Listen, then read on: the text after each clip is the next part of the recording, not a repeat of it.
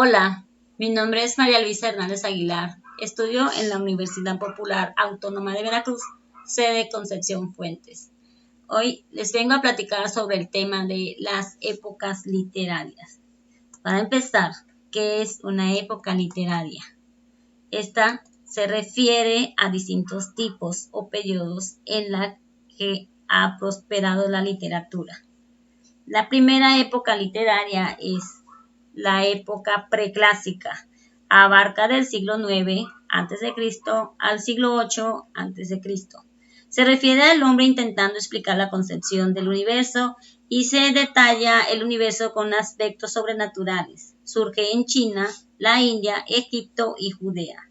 Los temas de esta época se basaban en la explicación de los fenómenos naturales, las normas de comportamiento humano, las tradiciones y costumbres de los individuos. Se puede referir tanto en mitos y leyendas.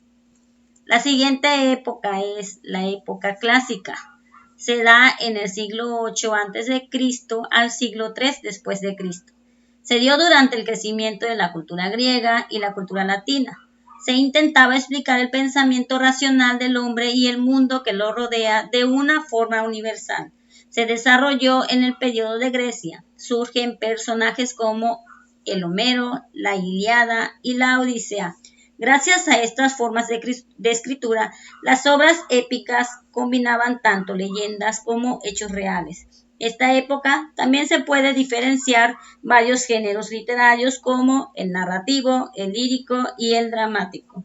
Otras de las épocas es la época medieval. Se lleva a cabo en el siglo III después de Cristo al XIV después de Cristo.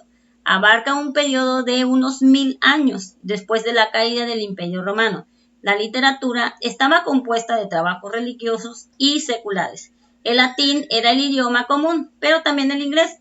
Se situó en Europa. La mayor parte de las obras eran en anonimatos.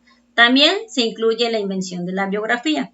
En esta época, sus trabajos literarios eran agrupados de lugar de origen, lenguaje y género, y surgieron otros componentes de lectura o literatura como las narraciones de los cantares, las narraciones épicas y las germánicas. Casi todos contaban historias de caballeros como la historia del rey Arturo. Esta época hace uso muchos recursos literarios, en especial la alegoría, o sea, una figura literaria o un tema artístico, lo cual pretende dar una imagen a lo que no tiene imagen. Continuamos con la época renacentista.